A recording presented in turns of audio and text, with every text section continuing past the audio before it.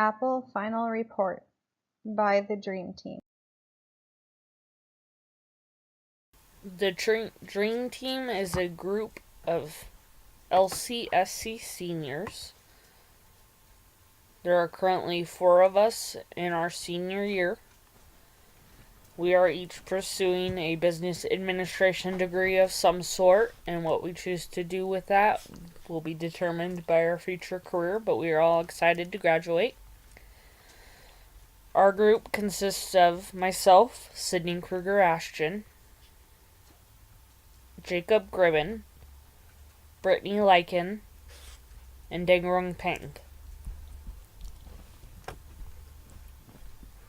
We each have individual goals that differ, but we are excited to see what the future will bring us. And we're all excited to graduate this spring and this fall. Apple is a globally recognized company that has created quite the name for itself over the past few decades since its establishment by Steve Jobs in 1976. Apple has revolutionized the technology industry and is consistently producing cutting-edge technology that blows consumers' minds. Apple relies on its employees to collaborate and identify issues that the users face in the current technology that exists on the market. Once the issues are identified, Apple looks for a creative way to solve the problem and ensures the users are thrilled by the solution and the look. Despite Steve Jobs' passing in recent years, the company maintains a competitive advantage in the market. The employees and upper management seem to have a knack for recognizing consumer needs and fulfilling them. Apple consistently finds niche markets and dominates the market to come out on top, even in the global standards of technology. SWOT analysis breaks down the company into 4 categories that includes strengths, weaknesses, opportunities, and threats. This allows us to see where advantages and disadvantages are within the company and how we can build a better company. Apple's strengths are internal factors specific to the conditions within the business's organization that include strong brand image, high profit margins, and effective rapid innovation processes. Weaknesses are internal factors that are obstacles to business growth, which include the following: limited distribution network, high selling prices, and dependence of sales on high-end market segments. Opportunities are external factors based on the industry's environment that include the strategic direction of business organization. For Apple, this includes expansion of the distribution network, higher sales volumes based on rising demand, and development of new product lines. Threats are external factors that limit or reduce the financial performance of business. For Apple, this includes aggressive competition, imitation, and rising labor costs in various countries. In a technological society, innovation is a key to survive. Apple's strength is being one of the world's most recognizable brands. Apple excels in their image because they are perceived as a sophisticated brand.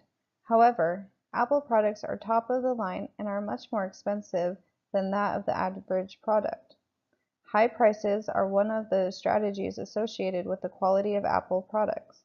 Targeting a single segment of the market by focusing on the high-end market forces Apple to rely on these sales alone. Expansion of a larger distribution network allows Apple to profit a greater amount. Allowing Apple products to be used by a wider variety of users is a key in continuing growth. Higher sales volumes based on rising demand means that more products will need to be made to fill that demand. Many companies look to stifle Apple and to take their throne. Aggressive competition within the technology industry is intense.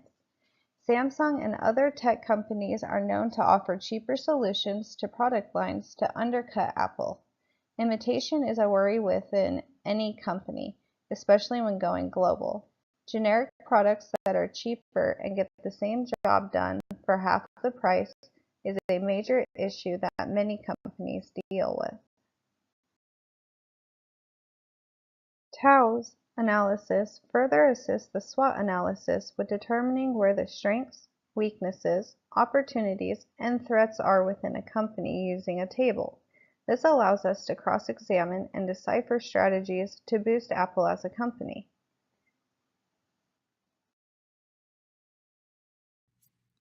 Apple's mission is to bring the best user experience to its customers through innovative hardware, software, and services. Their vision statement is, "We believe that we are on the face of the earth to make great products, and that's not changing."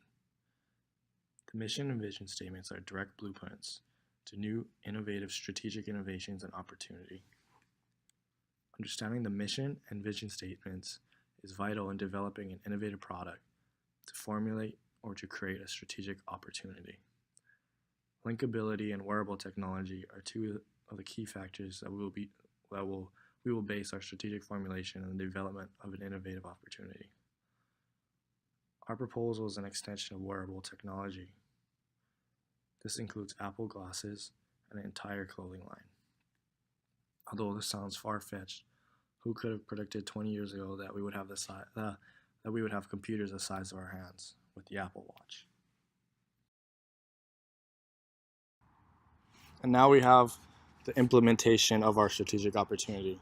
This is a timeline of events that will take place to successfully push our clothing and Apple glasses idea into motion.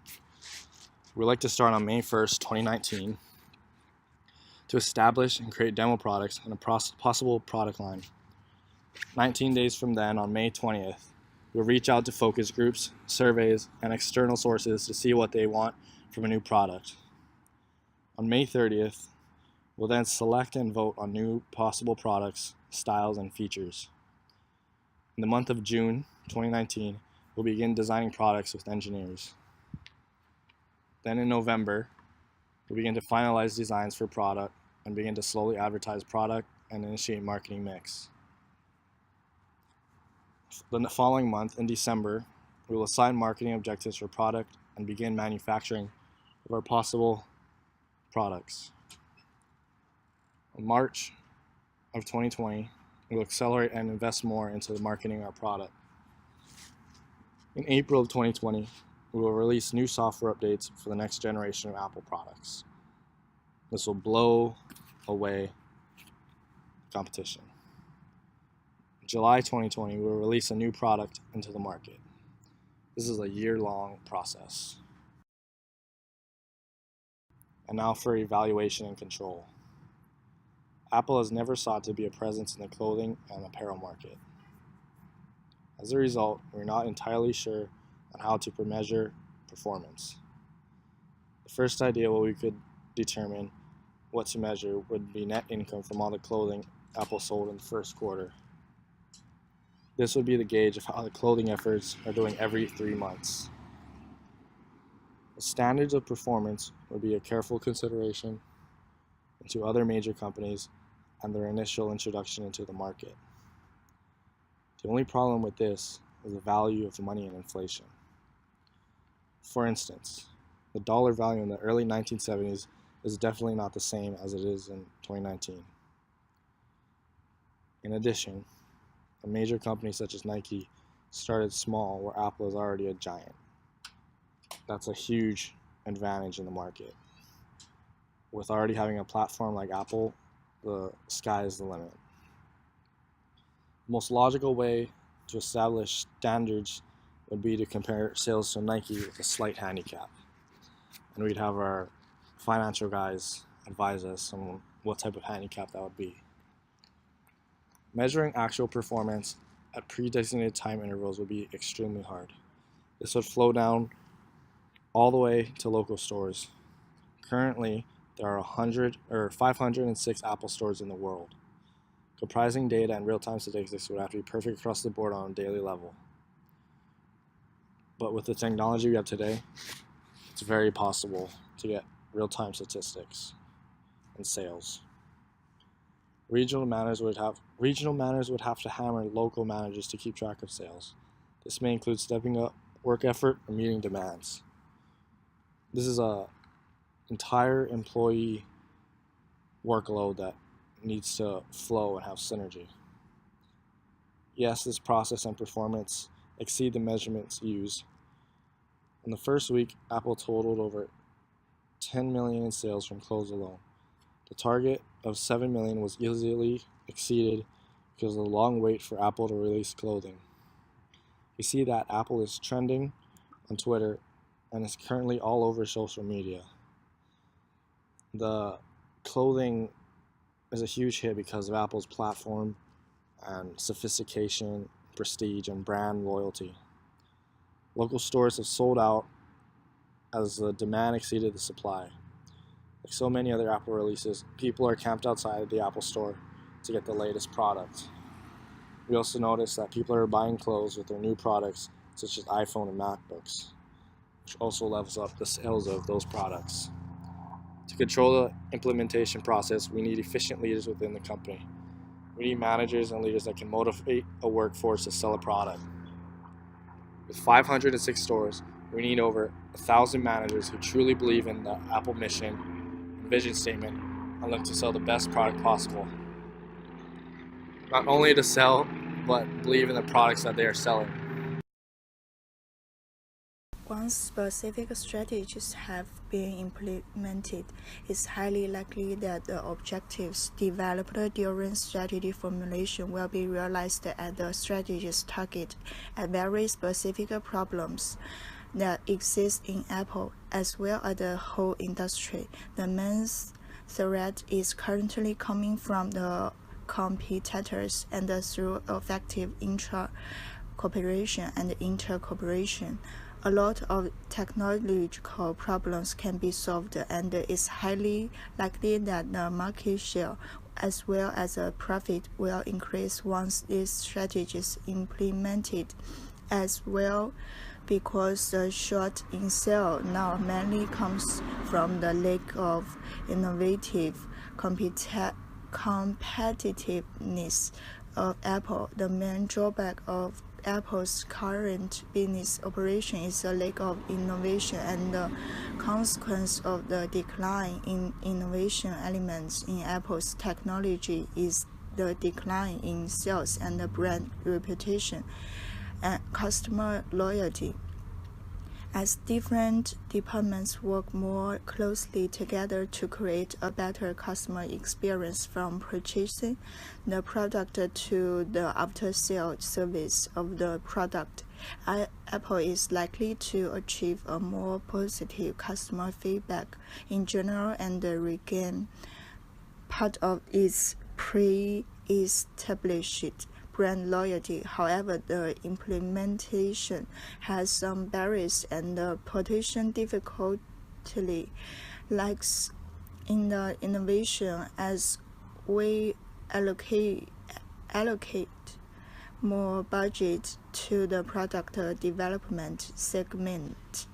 The innovation is still uncertain, and this might be the only potential failure in the plan in general. Overall, successfully implemented, the strategies stated above is likely to promote favorable outcomes.